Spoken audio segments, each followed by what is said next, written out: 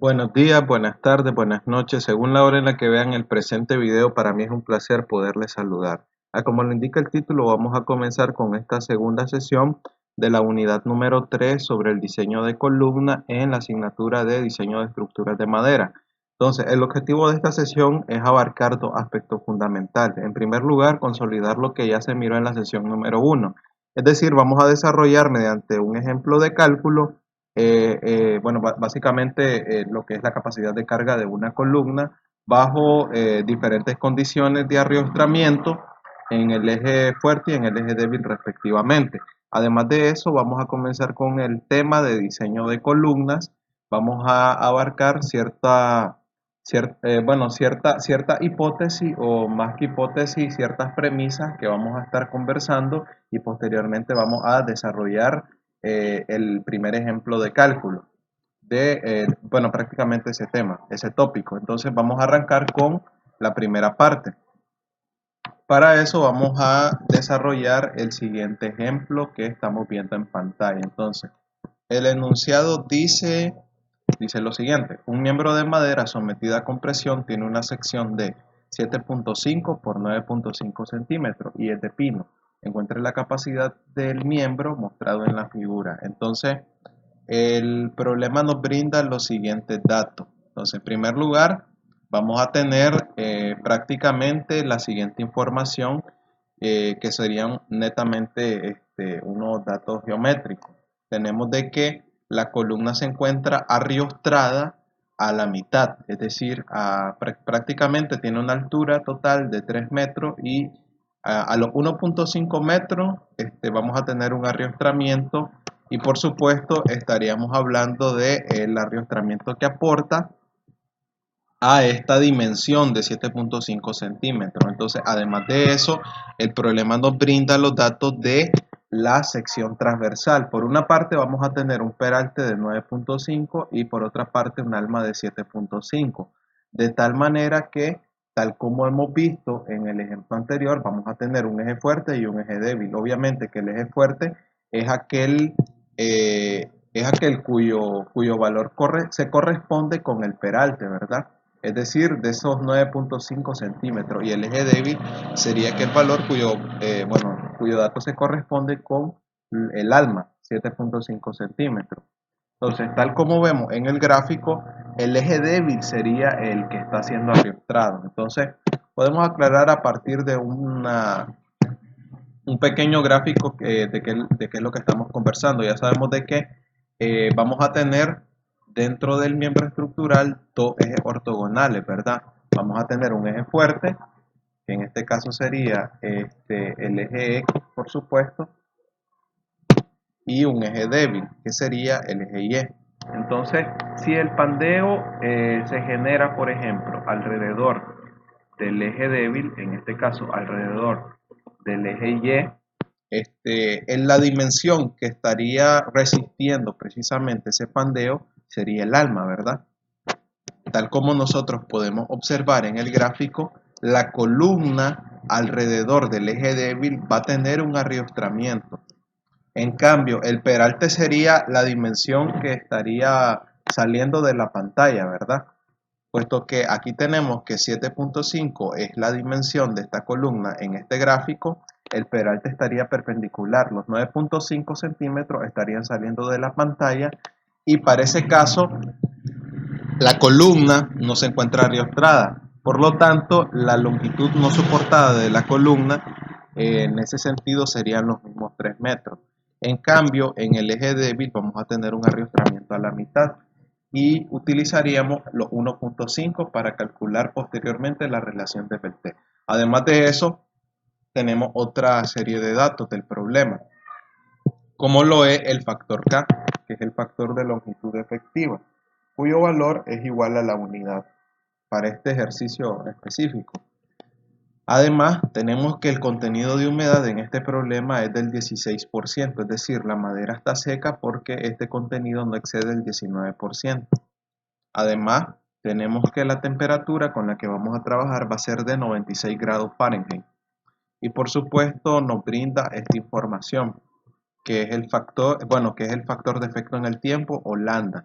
Desde el momento en que hablamos de factor de efecto en el tiempo, nosotros sabemos de que estamos tratando con una metodología específica, puesto que el factor de efecto en el tiempo únicamente se aplica para la metodología LRFD y vamos a implementar, por supuesto, la normativa NDS.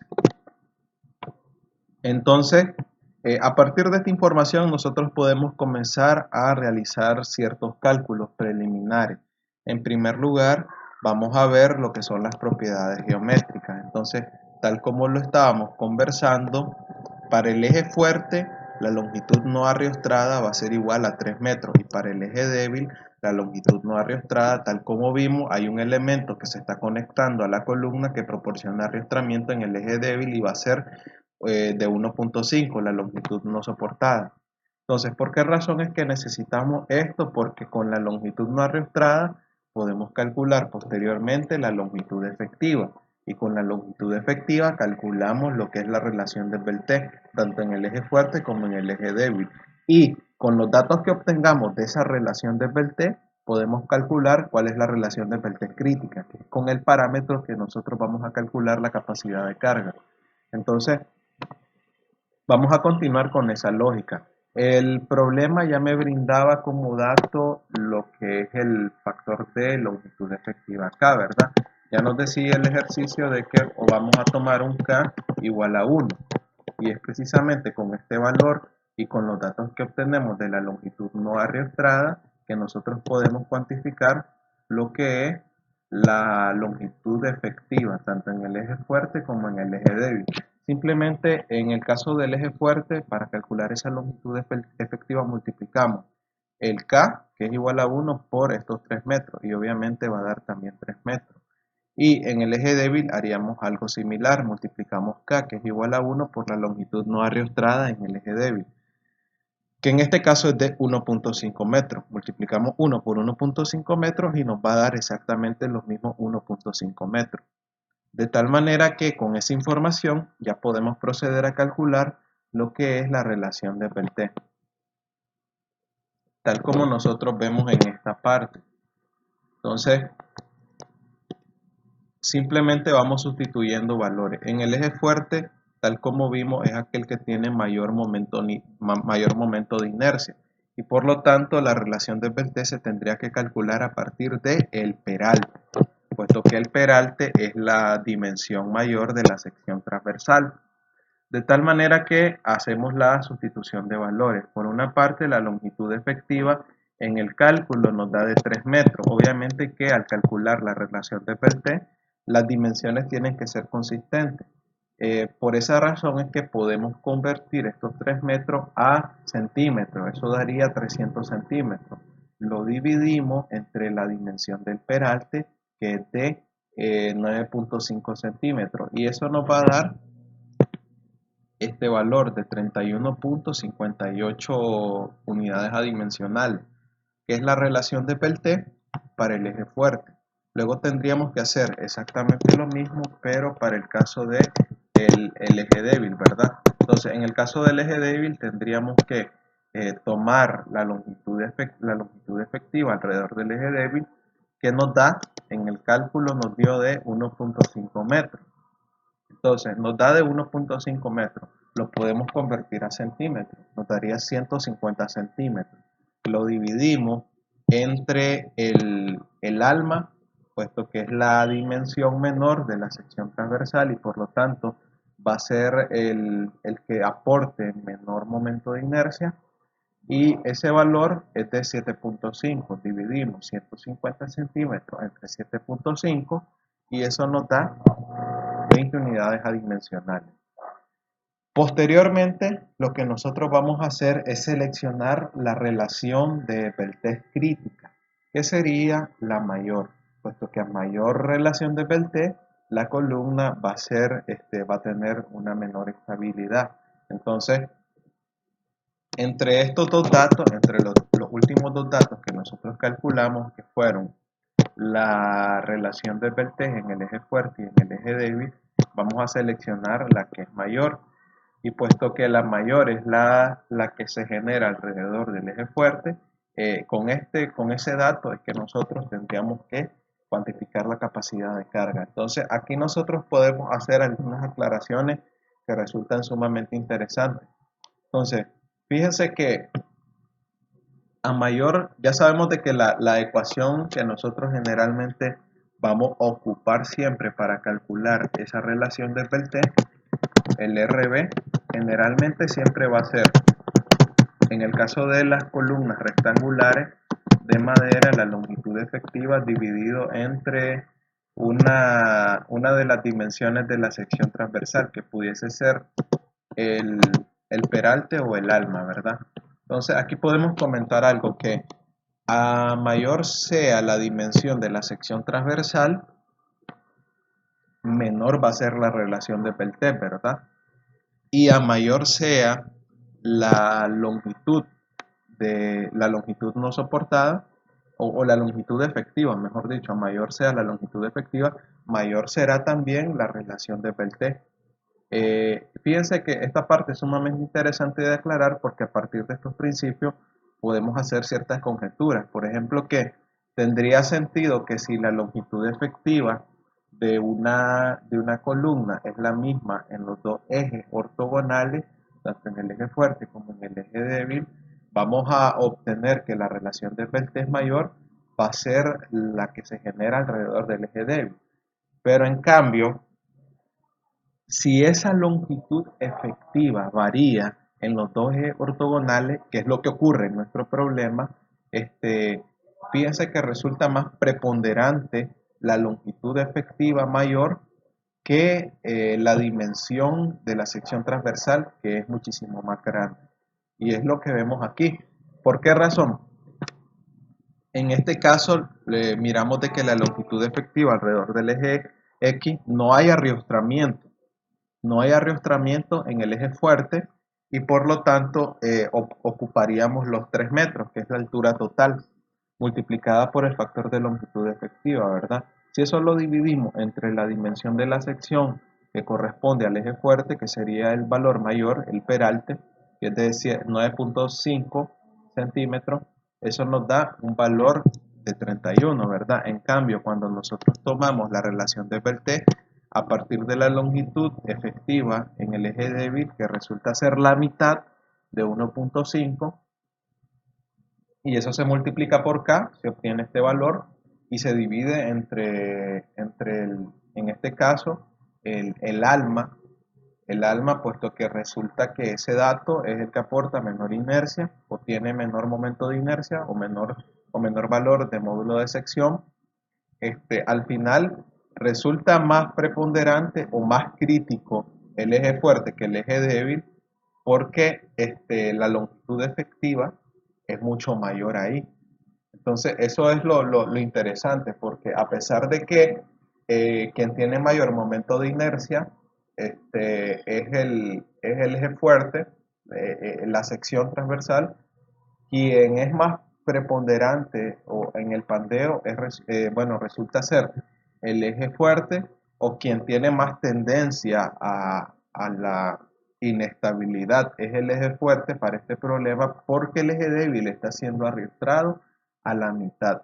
Entonces, este tipo de datos de hecho hay que comentarlos con bastante detenimiento porque ahí vemos la misma naturaleza de el factor de Beltès y la importancia que este tiene en el control de la estabilidad de la columna y por supuesto este mismo factor se supone que está acotado, ¿verdad?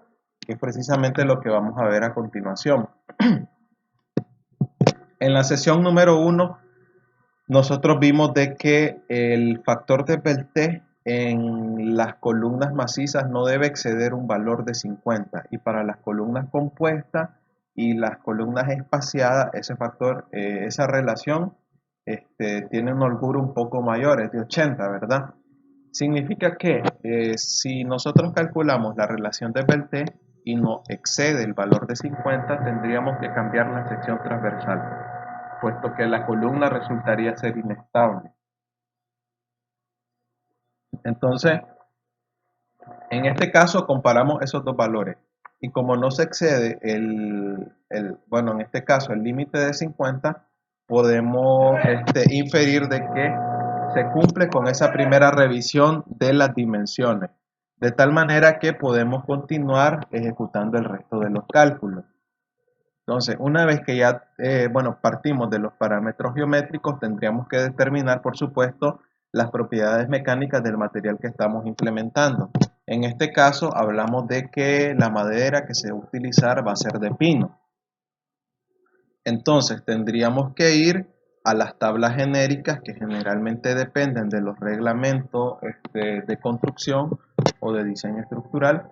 En este caso, el reglamento nacional que nosotros utilizamos nos brinda la información de la madera de pino, que para el esfuerzo de compresión paralelo a la fibra es de 81 kilogramos por centímetro cuadrado y para el módulo de elasticidad es de 130.000 kilogramos fuerza sobre centímetro cuadrado. De tal manera que estos van a ser los parámetros que nosotros vamos a utilizar para calcular esa capacidad de carga de la columna. Entonces, que es precisamente la información que nosotros tenemos en esta parte. Y por supuesto también la vamos a comentar. En primer lugar, el material, ya sabemos de qué es de pino, la madera que se está utilizando, el módulo de elasticidad, ya vimos que de dónde es que lo obtenemos, el esfuerzo de compresión también. Por supuesto que el contenido de humedad resulta ser un dato del problema también, que en este caso es del 16%. Y por supuesto vamos a comentar un dato que es sumamente importante dentro del cálculo, por ejemplo, del factor de estabilidad, que es el módulo de elasticidad mínimo. Entonces, vemos que el módulo de elasticidad mínimo, tal como lo hemos comentado en los ejemplos anteriores, en el ejemplo anterior, lamentablemente el reglamento nacional no incluye este parámetro mecánico. Por lo tanto, para fines de cálculo, nosotros vamos a asumir que este módulo de elasticidad mínimo va a ser igual al módulo de elasticidad del material. En este caso sería también de 130.000 kilogramos fuerza sobre centímetro cuadrado. Entonces, una vez que aclaramos estas propiedades mecánicas del material, vamos a pasar a calcular los factores de ajuste o los factores de diseño. En primer lugar, como estamos trabajando con la metodología LRFD, tendríamos que implementar esta tabla. Entonces, vemos que el peralte de nuestra columna es de aproximadamente 4 pulgadas. Por lo tanto, pudiésemos hacer uso de esta tabla y específicamente esta fila y seleccionaríamos el valor del C sub F que corresponde al parámetro mecánico que estamos evaluando. En este caso es el esfuerzo de compresión paralelo a la fibra. Y por supuesto seleccionaríamos un C sub F de 1.15, tal como nosotros podemos ver aquí, en esta parte. Entonces, una vez que ya seleccionamos el factor de tamaño, podemos ir a cuantificar el resto de los factores. De antemano, el factor de humedad o de servicio húmedo va a ser igual a 1, ¿verdad? Porque nuestra madera está seca, pero en un caso dado de que ese factor de humedad, ese contenido de humedad fuese superior al 19%, tendríamos que primeramente evaluar este producto, es decir, el F sub C por el C sub F, el esfuerzo de compresión que depende del material multiplicado por el factor de tamaño. Y si este producto nos da menor que 750 psi, que es aproximadamente 52.73 kilogramos fuerza sobre centímetro cuadrado, tendríamos que ocupar siempre un factor de servicio húmedo igual a 1. Si se excede esa inecuación, tendríamos que seleccionar un valor de 0.8, pero como de antemano la madera está seca, perdón, el C sub m es igual a 1. Luego tendríamos que ir por el factor de temperatura. Entonces, en el caso del factor de temperatura va a depender de dos aspectos, del contenido de humedad y obviamente de la temperatura. Entonces, como lo que andamos buscando es este parámetro mecánico, que es el C sub F, y por supuesto aquí tendríamos que seleccionar esta fila, dado que la madera que estamos utilizando está seca y como la temperatura está por debajo de los 100 grados Fahrenheit, tendríamos que seleccionar, tal como vemos en la tabla, un C sub T o un factor de temperatura de 1. Seguimos avanzando.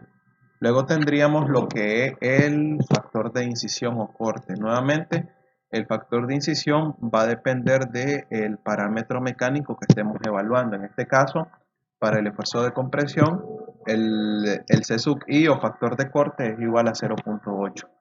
Luego tenemos que seleccionar lo que es el factor de conversión de formato, y el factor de conversión de formato para el esfuerzo de compresión es de 2.4, tal como nosotros tenemos aquí. Luego tenemos que seleccionar el factor de resistencia. Entonces, en el caso del factor de resistencia para el esfuerzo de compresión paralelo a la fibra es de 0.9. Entonces, partimos de ese valor. Luego tendríamos que seleccionar, bueno, en este caso ya es un dato del problema, pero lo podemos comentar, el factor de efecto en el tiempo. Entonces, el factor de efecto en el tiempo según el ejercicio es de 0.8. Significa que es tomado a partir de la combinación de carga gravitacional, la tradicional de 1.2 veces la carga muerta más 1.6, tal como nosotros podemos observar aquí, 1.6 la carga viva, y además de eso la carga viva es de ocupación. Por otra parte, tal vez el factor de efecto en el tiempo se está seleccionando también de esta combinación de carga que incluye lo que es el efecto por viento. Entonces, sin embargo, como les decía, ya el problema nos decía de que el lambda que íbamos a ocupar era de 0.8. Luego nos haría falta un único factor. Entonces, si nosotros revisamos lo que ya hemos venido conversando bueno, prácticamente en la sesión número 1, teníamos unas ecuaciones que prácticamente resumían los factores que se aplicaban en cada metodología. En el caso de la metodología LRFD teníamos esta ecuación de esfuerzo y habíamos prácticamente ya hemos calculado cada uno de estos factores. El único factor que nos está haciendo falta es el factor de el C sub P, que es el factor de estabilidad. Entonces, generalmente este es el factor más laborioso, tanto en el método ASD como en el LRFD. Y para calcular ese C sub P, lo primero que nosotros necesitamos determinar es el E', el E mínimo prima, mejor dicho. Entonces, que es el módulo de elasticidad mínimo ajustado. Y ese módulo de elasticidad mínimo ajustado es el que obtenemos de multiplicar el E mínimo, que depende obviamente del material, y aplicarle cada uno de estos factores de ajuste. Entonces, comenzaríamos a revisar cada uno de esos factores. Obviamente que el factor de servicio húmedo va a ser igual a 1 porque la madera está seca, pero si se excediese ese valor del 19% del contenido de humedad, tendríamos que seleccionar un factor de humedad de 0.9, tal como vemos en la tabla. Por otra parte, vamos a tener que el factor de temperatura que vamos a aplicarle al módulo de elasticidad mínimo, lo obtenemos de esta fila que está aquí. Tanto para la condición seca o húmeda va a ser la misma fila. Y va a depender únicamente de la temperatura. Dado que la temperatura está por debajo de los 100 grados Fahrenheit, tendríamos que seleccionar un valor de coeficiente de la unidad. Entonces, que es el que nosotros tenemos aquí. Luego el factor de incisión para el E mínimo, tal como vemos en esta tabla, es de 0.95, y por supuesto el factor de rigidez al pandeo, que únicamente lo tomamos en cuenta cuando estamos revisando secciones de armadura, vamos a tomarlo como la unidad. Entonces, básicamente nos haría falta dos factores más. El factor de conversión de formato, que en este caso para el E mínimo es de 1.76, y el factor de resistencia phi sub S, que para el E mínimo es de 0.85. Finalmente ya tenemos todos los factores necesarios para ajustar ese valor. que es precisamente lo que nosotros hacemos aquí. Entonces, nuevamente reitero esto que lo dije en el ejemplo pasado. Si van siguiendo estos cálculos o esta serie, hagan cada uno de los cálculos manualmente. Entonces, en este caso, el E mínimo es un dato del problema y todos estos factores ya los definimos. Por lo tanto, al hacer la sustitución, vamos a obtener un E mínimo prima o un E mínimo ajustado de 184.756 kilogramos fuerza sobre centímetro cuadrado. Fíjense que cada una de estas variables yo incluí esa E para diferenciarlo, obviamente, de los otros factores que están siendo calculados para el esfuerzo de compresión, que es otro parámetro mecánico. Entonces, más que todo para hacer la diferencia. ¿Por qué razón es que nosotros estamos haciendo esto? Porque vamos a cuantificar a partir del E mínimo prima o el E mínimo ajustado lo que es el esfuerzo de compresión crítico, que no es más que 0.822 de el E mínimo prima o el E mínimo ajustado dividido entre la relación de Peltez crítica al cuadrado. Y ya son datos que conocemos. La relación de Peltez nosotros la calculamos en la parte de las propiedades geométricas. Y esto lo acabamos de cuantificar, pues simplemente vamos sustituyendo valores. Nuevamente lo digo, sigan los cálculos manualmente, háganlo en la calculadora. Y eso nos va a dar el valor de 152.3 o 152.291 kilogramos fuerza sobre centímetro cuadrado, tal como vemos aquí. Ahora, ¿por qué es que estamos haciendo esto? No hay que perder el hilo, que lo que estamos buscando es el C sub P o el factor de estabilidad de la columna. Entonces, vemos de que el factor de estabilidad de la columna, tal como lo tratamos en la primera sesión, va a depender en el método LRFD de tres aspectos fundamentales. Entonces, o de tres parámetros. Depende de el esfuerzo de compresión crítico, depende del esfuerzo de compresión ajustado paralelo a la fibra, pero obviamente sin incluir el C sub P, porque el C sub P es lo que se está buscando. Y depende de esta constante C, que para madera cerrada es de 0.8. Entonces, en este caso ya tenemos cuantificado perfectamente el F sub C, ¿verdad? Lo acabamos de calcular. Simplemente era 0.822 de el E mínimo prima o el E mínimo ajustado dividido entre la relación de Peltez crítica al cuadrado, que son dos datos que ya tenemos.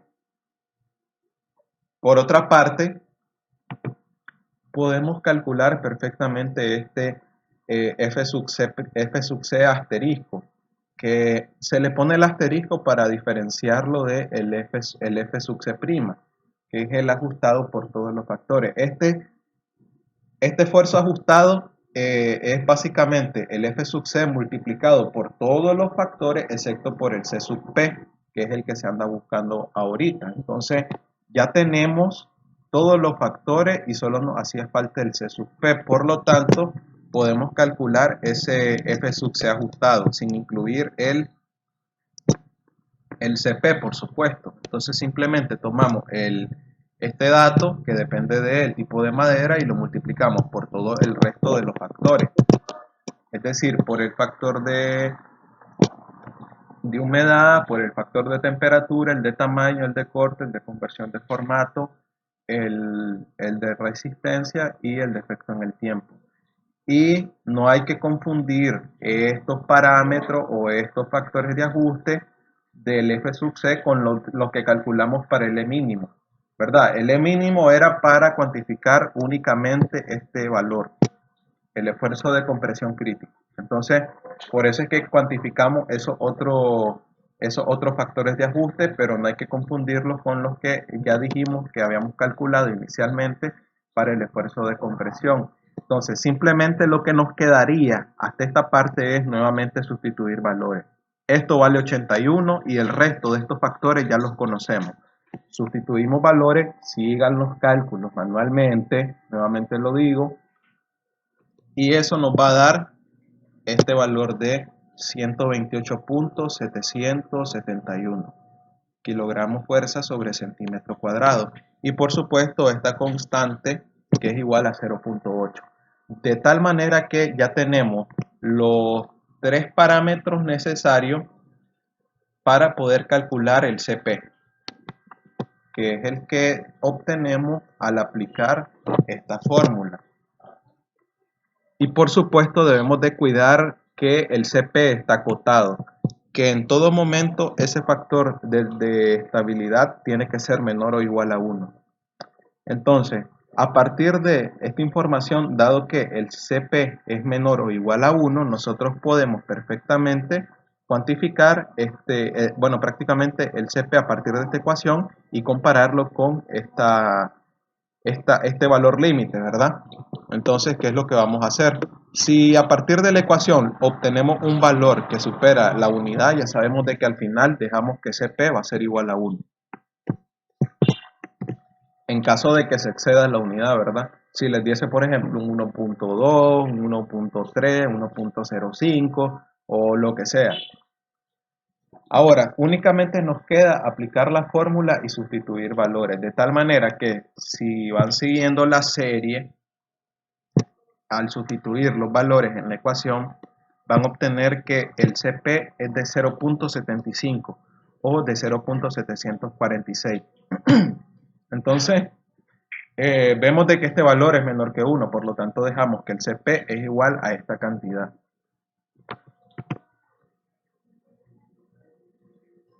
De tal manera que podemos calcular perfectamente el esfuerzo de diseño y el resto es prácticamente historia. El F'C o el esfuerzo de diseño lo obtenemos de multiplicar el F sub C, que depende de la madera, por todos estos factores. Y cada uno de estos factores nosotros ya los conocemos. Sustituimos valores y vamos a obtener que el esfuerzo de diseño va a ser igual a 96.01 kilogramos fuerza sobre centímetro cuadrado. Y para calcular la capacidad de carga de la columna únicamente nos haría falta cuantificar el área de la sección transversal, que simplemente lo obtenemos de multiplicar la base por la altura o el alma por el peralte. Ya sabemos de que el alma que estamos ocupando es de 7.5 y el peralte es de 9.5 centímetros. Multiplicamos y obtenemos el valor de 71.25 centímetros cuadrados. Entonces lo multiplicamos por los 96.01, obviamente centímetro cuadrado con centímetro cuadrado se van a simplificar y me van a quedar únicamente las unidades de fuerza. De tal manera que la capacidad de carga de esta columna por la metodología LRFD da de 6.841 kilogramos fuerza. Entonces, prácticamente esto sería todo por este ejemplo de cálculo y por supuesto en la segunda parte de esta segunda sesión vamos a ver el tema de diseño de columna y también vamos a desarrollar un ejemplo de cálculo. Entonces, muchísimas gracias por hacer uso de esta información.